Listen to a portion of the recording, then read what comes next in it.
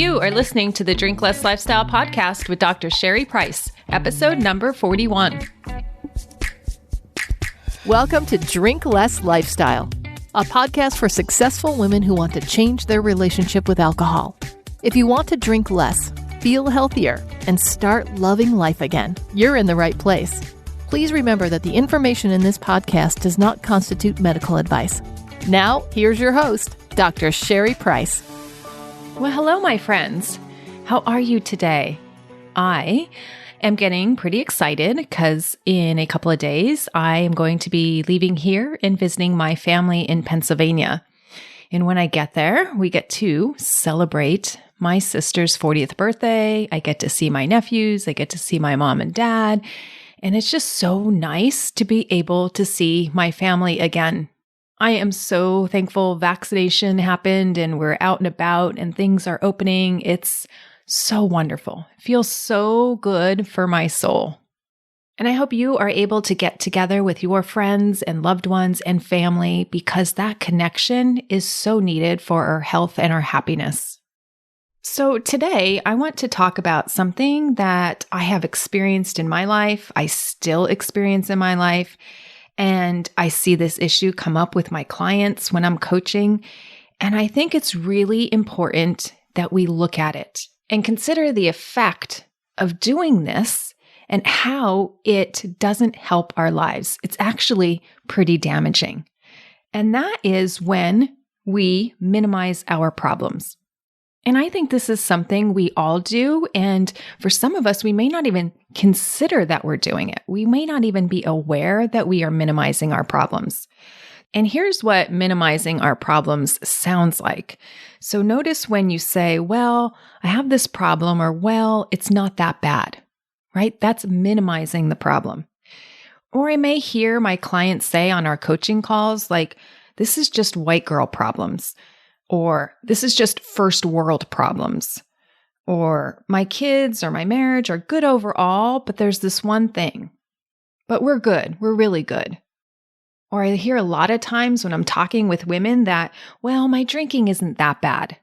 I mean, I just do a few extra glasses here and there, or I just binge a couple of times a month, right? We're always thinking about minimizing the problem.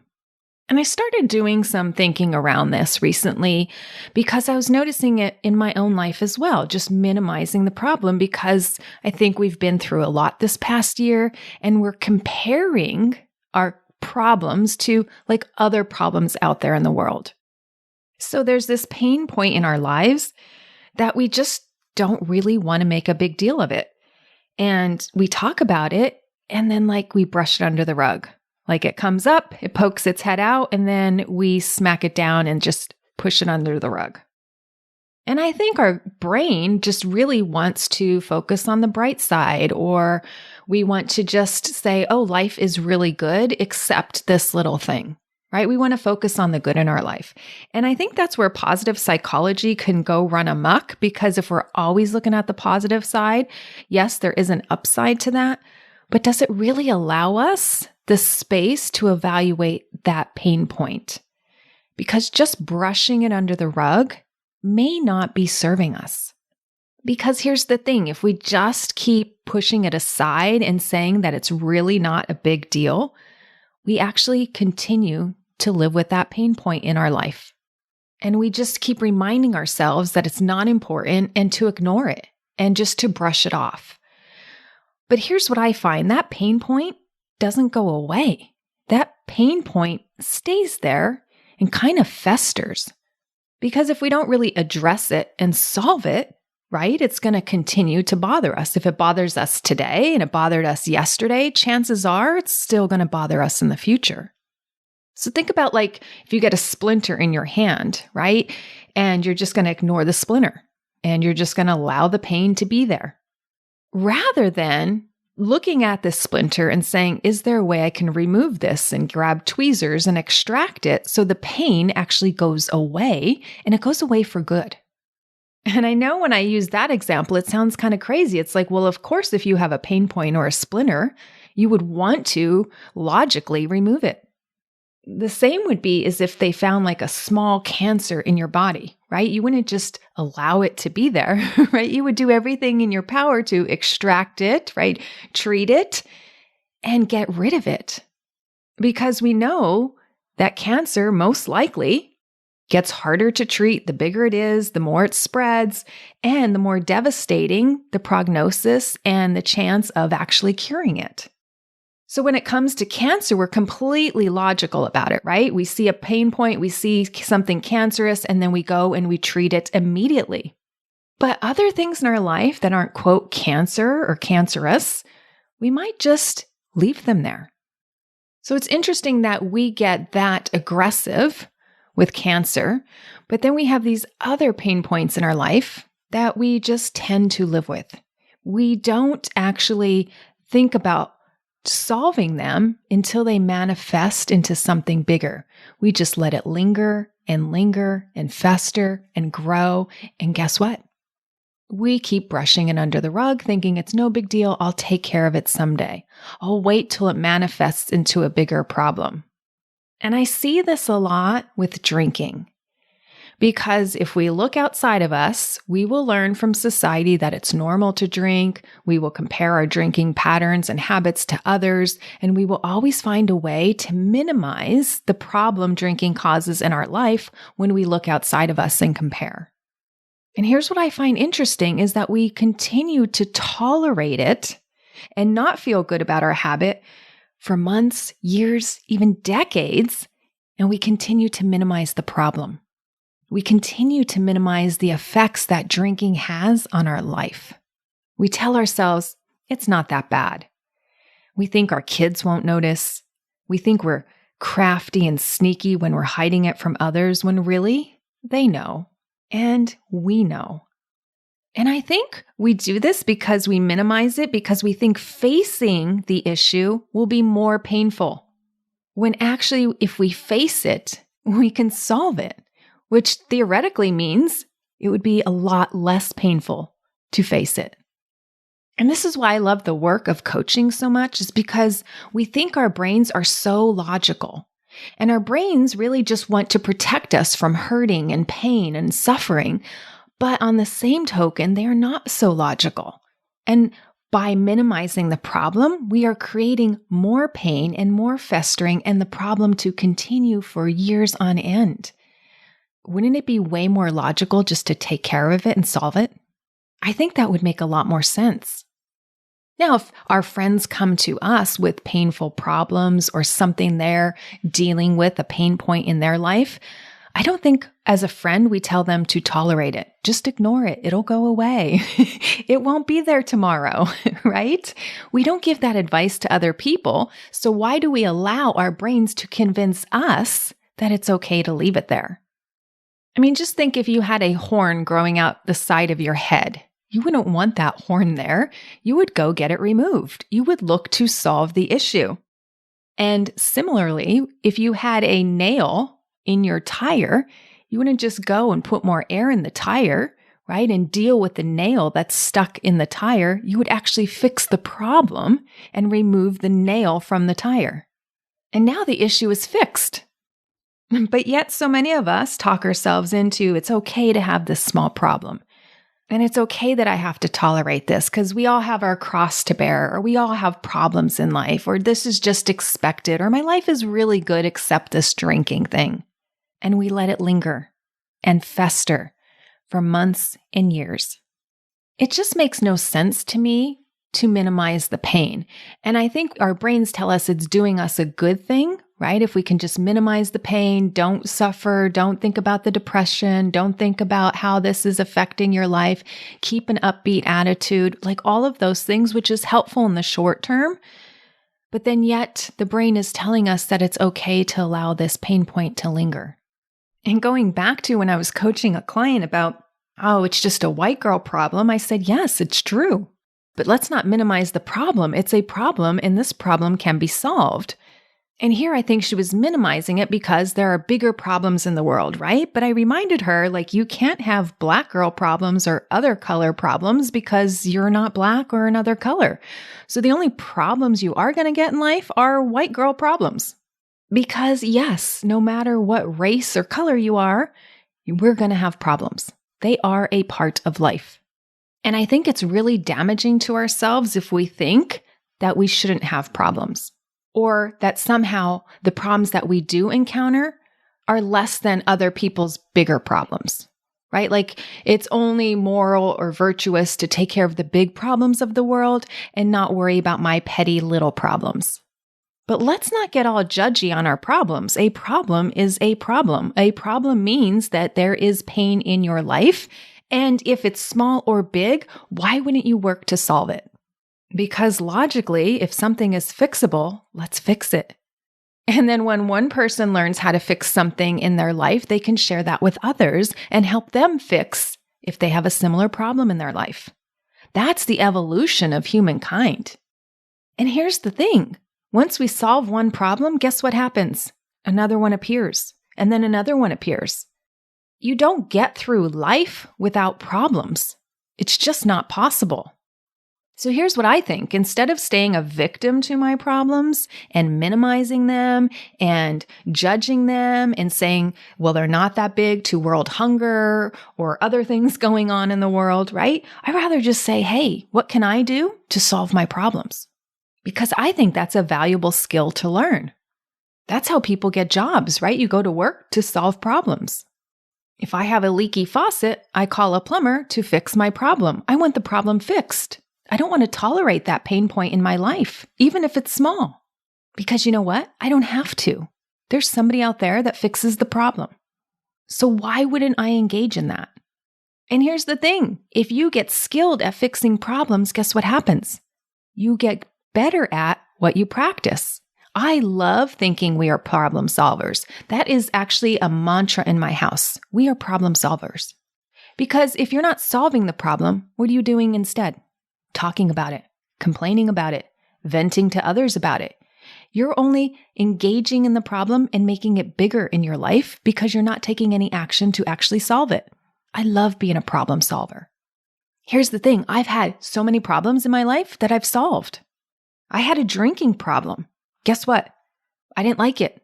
I wasn't willing to tolerate it. It was a pain point for me. I wanted to change it. I wanted to get a relationship with alcohol that I liked. And guess what? I have one. I solved that problem for me. Now I don't feel like my drinking is a problem. It doesn't get in the way of other things in my life. Guess what? I used to have a problem with sugar. I loved sugar. I loved cookies, cake, all the things, dessert. But it was causing problems in my life. It was creating mood swings that I didn't want. It was creating shifts in my body weight that I didn't want. But guess what? I figured out how to solve that problem too. And now I don't have a sugar problem. I used to have another problem in my life, and that was I couldn't really genuinely connect with my daughter. We had yelling matches and disrespectful matches, and we were always trying to one-up each other. And I said, this is a problem. She's young. What is this going to look like when she turns into the teenage years and there's door slamming and even more? I don't want to live with this problem. I want to fix this problem. Guess what? I got help. I got help on how to solve the problem. And now we have a beautiful connection between us. So those are just 3 examples of problems I used to have, and I didn't minimize them. I brought them to light. I looked at them. Now, it wasn't immediate. I wallowed for a while. I drank for a long time. I overate sugar for a long time. And yes, I had a relationship a long time with my daughter that I didn't like, but I was done sweeping it under the rug. I started questioning brain. Why are you telling me it's okay to live a life like this? Why am I tolerating these pain points in my life when maybe I don't have to? I've seen other people solve their drinking problem. I've seen other people solve their parenting problem. I've seen other people solve their sugar problem. And truth be told, when I saw that, I wanted that for my life. I didn't want to deal with these pain points. I didn't want them festering and worried when they would get bigger. And here's also what I didn't want. I didn't want to be telling the same story a year, 2 years from now about this problem. I had complained about it far too long. I had vented to people about it far too long. I have kept it quiet inside of me far too long. And by not doing anything about it, you know what I felt like? I felt like a victim. And when you feel like a I'll tell you, you feel powerless. You stay in that space of, I don't know what to do next. I don't know how to get help. I don't know, always keeps coming up. And that felt unacceptable to me over time. It's just like, no, I can learn to control this. I can certainly learn to control what goes in my mouth. I have the power to do that. And if I have the power to do that and I can learn the skills to do that, guess what? I no longer have those problems. And here's the thing. I stopped going for perfection because for a long time, wanting to be doing it perfectly is what kept me held back. It kept me in that all or nothing mentality. I need to totally figure this all out right out of the gates or I'm going to fail. That is perfectionistic thinking. And for many women I work with, that's what holds them back. They think they need to get it right 100% right out of the gate. And let's not go for the A+, ladies. Let's just take it up a notch. If we're living a life at a C-, let's just get to a B. Because that incremental change shows that you're learning the skill. And when you're learning to solve that problem little by little and you're figuring it out step by step, guess what that starts to build? Not only the skill set, but your self-confidence. And you start thinking of yourself less like a victim and more like the victor. You start realizing you have so much more power and control than what you initially thought. And then the strategic byproducts of that are you're happier with your life, you feel more fulfilled, you feel more energetic, and it starts to ripple into so many other facets of your life.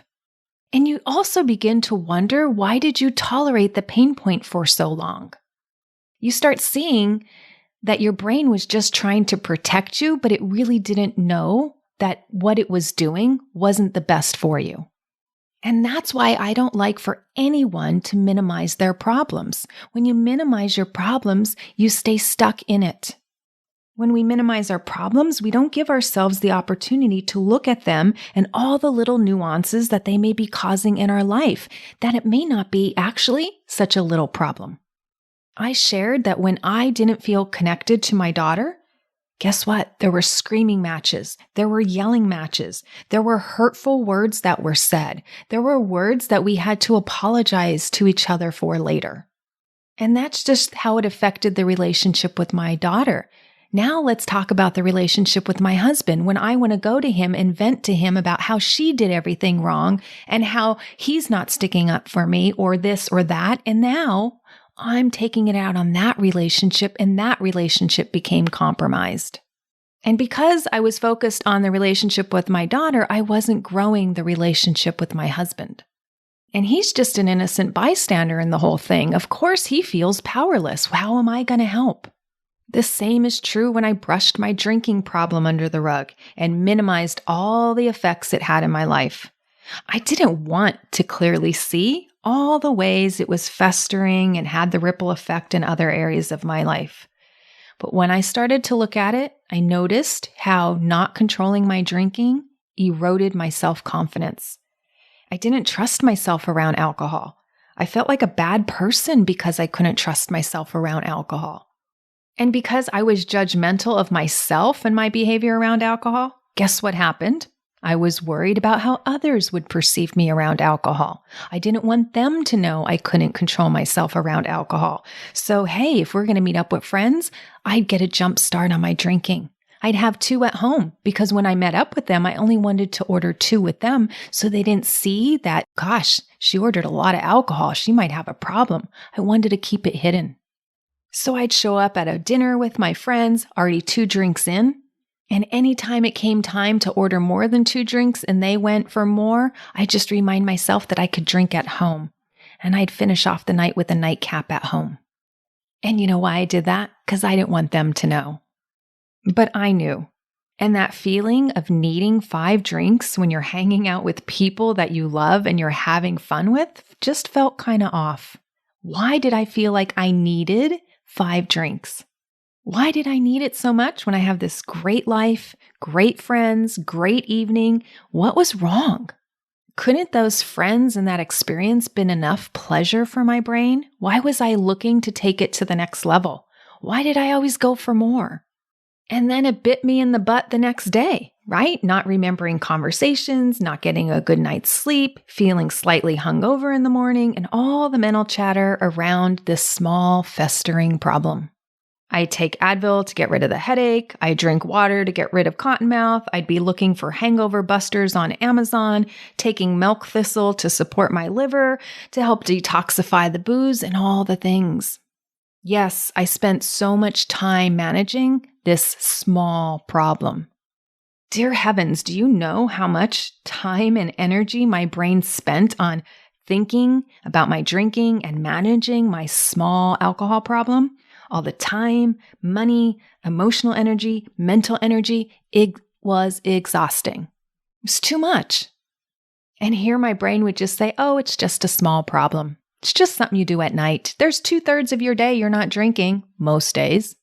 But that wasn't the truth, because you sleep for 1/3 of your day, right? So another third of my day felt like I was drinking, and I was thinking about drinking, and I had mental chatter around drinking. It was exhausting. It wasn't a small problem. So next time you minimize a problem, whatever it is, I think we owe it to ourselves to really consider if it's a small problem, and especially if this same problem keeps resurfacing.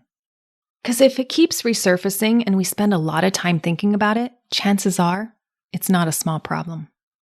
So I came up with a list of a few questions you can ask yourself whenever you find that you're minimizing a problem in your life. Are there recurring problems in my life that keep coming up, keep resurfacing, that I'm ready to solve? Why is it that I'm minimizing the problem? Is it to feel better about myself? And logically, wouldn't it feel better if I just solved the problem instead of letting it fester on for months and years on end? What is the true scope of this problem? How much time do I spend on this problem? How does this problem affect other areas of my life? Like, truly understand all the nuances this problem brings into your life. Here's a good one. Why do I keep holding on to this problem? Why aren't I willing to solve it? And you know you're hanging on to the problem if you just love venting about it, complaining about it, but you're unwilling to seek help or do anything about it. You're not taking any action to solve it. Another question is, does it help you or hurt you to avoid the difficult conversation with yourself about this problem, especially about your drinking? How much longer am I willing to let this fester and play the victim to this problem? What is stopping me from getting the life and the relationship I want with alcohol? I encourage you to go back and listen to these questions, write them down, answer them for yourself. Because these questions will not only highlight the things for you, but I think they're necessary to answer in order for you to move forward in solving them. Because here's what I find. Minimizing the problem means we're ignoring it, means we're downplaying it, means we're saying it's not really an issue in my life, and we're lying to ourselves. And if you truly look at the scope of the problem, really that will tell you if it's a small problem or a big one, and what actions do you want to be taking to solve it. Because here's the thing, you are in charge of your life, my friends. You are fully in charge of what you put into your body, how you treat your body, and the outcomes of your body. And I love learning skills to get more control of that. I love being a problem solver. And that's the work we do in my coaching program.